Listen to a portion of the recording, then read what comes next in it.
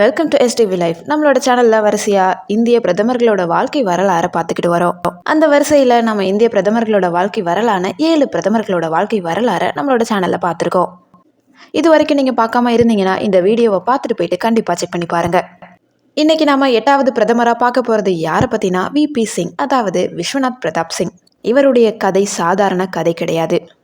ஒரு இளவரசராக பிறந்து இந்தியாவின் பிரதமராகி அதுக்கப்புறமா கோடிக்கணக்கான ஏழை மக்களுக்காக தன் அதிகாரத்தையே தூக்கி எறிஞ்ச ஒரு மாபெரும் புரட்சியாளரோட கதை. அவர்தான் மண்டல் நாயகன் விபி சிங். அவரோட வாழ்க்கை வரலாறை முழுசாக பார்க்கறதுக்கு முன்னாடி நம்மளோட சேனலை ஃபர்ஸ்ட் டைம் விசிட் பண்ணுறீங்கன்னா இந்த வீடியோக்கு ஒரு லைக் போட்டு மறக்காமல் சப்ஸ்கிரைப் பண்ணிக்கோங்க. வாங்க வீடியோக்குள்ளே போகலாம். 1931 வருஷம் அலகாபாத்தில் ஒரு மிகப்பெரிய ராஜ குடும்பத்தில் பிறந்தவர் தான் விபி சிங். இவரோட தந்தை தையா சமஸ்தானத்தோட மன்னர். ஆனால் விபி சிங் சின்ன வயசுலேயே ரொம்ப வித்தியாசமானவர். பணம் அந்தஸ்து மேலே அவருக்கு ஆசை கிடையாது. ஃபிசிக்ஸ் பாடத்தில் மேல் படிப்பு படித்தவர். அரசியலுக்கு வரத்துக்கு முன்னாடியே வினோபாவேவோட பூமிதான இயக்கத்தில் ஈர்க்கப்பட்டு தனக்கு சொந்தமான ஆயிரக்கணக்கான ஏக்கர் நிலத்தை ஏழைகளுக்கு தானமாக கொடுத்தாரு.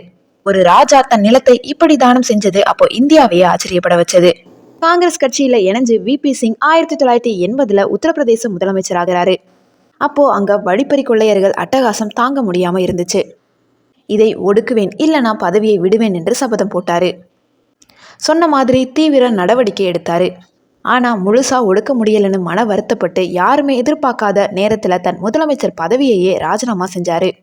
ஒரு பதவியை விட கொள்கையே முக்கியம்னு அவர் காட்டிய அந்த நேர்மை தான் அவரை மக்கள் தலைவனாக மாற்றுச்சு. ராஜீவ்காந்தி பிரதமரானப்போ விபி சிங்கை நிதி அமைச்சராக்கினார். அந்த நேரத்தில் வரி ஏய்ப்பு செய்கிற பெரிய புள்ளிகளை பிடிக்க அமலாக்க பிரிவுக்கு முழு சுதந்திரமும் கொடுத்தாரு.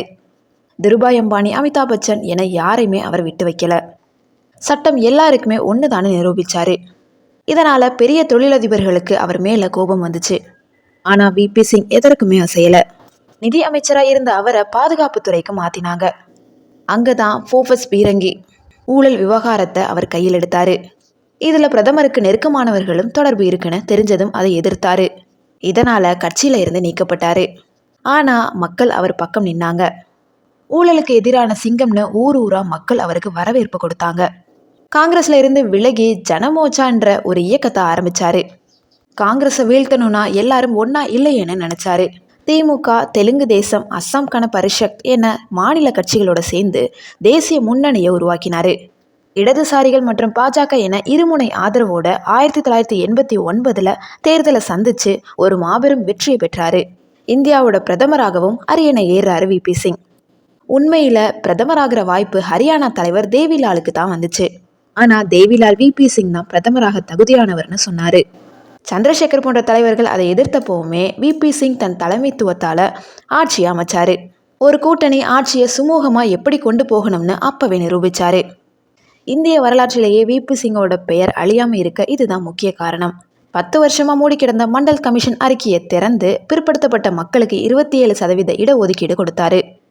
வட இந்தியாவில் பெரிய போராட்டங்களே நடந்தது. ஆனால் என் பிரதமர் பதவி போனாலுமே கவலை இல்லை, காலங்காலமாக ஒடுக்கப்பட்ட மக்களுக்கு நீதி கிடைக்கணும்னு பிடிவாதமாக இருந்தார். இதனால தான் இவரை இன்னைக்குமே சமூக நீதி நாயகம்னு உலகமே கொண்டாடுது. இந்திரா காந்தி காலத்தில் ஆப்ரேஷன் ப்ளூ ஸ்டார் சம்பவத்தால் சீக்கிய மக்கள் ரொம்ப கோபத்தில் இருந்தாங்க. விபி சிங் தலைப்பாகை கட்டி நேராக பொற்கோயிலுக்குள்ளே போய் மன்னிப்பு கேட்டு அந்த காயத்தை ஆத்தினார். அதே போல் இலங்கைக்கு அனுப்பப்பட்டிருந்த இந்த அமைதி காக்கும் படையை திரும்பி வரவழைச்சாரு. அண்டை நாடுகளோட அமைதியை பேணணும்னு நினச்சாரு. அயோத்தி விவகாரத்தில் அத்வானி ரத யாத்திரை நடத்தினப்போ நாட்டில் கலவரம் வரும்னு தெரிஞ்சு அதை தடுத்து அத்வானியை கைது செய்ய உத்தரவிட்டார். ஆதரவை வாபஸ் வாங்குவோம்னு பாஜக மிரட்டியுமே அவர் பயப்படலை. மதசார்பின்மைக்கு ஆபத்து வந்தால் என் பதவி தேவையில்லைன்னு சொன்னார்.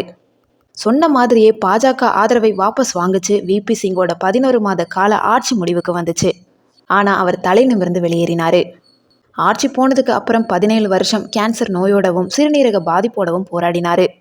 ஆனால் வீட்டிலையே முடங்கி கிடக்கல. விவசாயிகளுக்காகவும் ஏழை மக்களுக்காகவும் தெருவில் இறங்கி போராடினார். 2008 வருஷம் நவம்பர் மாதம் 27 அவர் மறைஞ்சார். அவர் செஞ்ச தியாகத்தை பாராட்டி தமிழக முன்னாள் முதலமைச்சர் மு க ஸ்டாலின் அவர்கள் சமீபத்தில் சென்னையில் அவருக்கு பிரம்மாண்ட சிலையை திறந்து வச்சாரு. பணம், புகழ், பதவி என 3மே வேணாம்னு சொன்ன ஒரு அபூர்வமான தலைவர் விபி சிங். அவரோட வாழ்க்கை நமக்கு ஒரு மிகப்பெரிய பாடம். நீங்கள் விபி சிங் அவர்களை பற்றி என்ன நினைக்கிறீங்கன்றதை கமெண்ட் செக்ஷனில் சொல்லுங்கள். இந்த வீடியோ உங்களுக்கு யூஸ்ஃபுல்லாக இருந்துச்சுன்னா லைக் பண்ணுங்கள், கமெண்ட் பண்ணுங்கள், ஷேர் பண்ணுங்கள். சப்ஸ்கிரைப் பண்ணாமல் பார்த்துக்கிட்டு இருந்தீங்கன்னா ப்ளீஸ் சப்ஸ்கிரைப் பண்ணிக்கோங்க. தேங்க்யூ ஸோ மச் ஃபார் வாட்சிங்.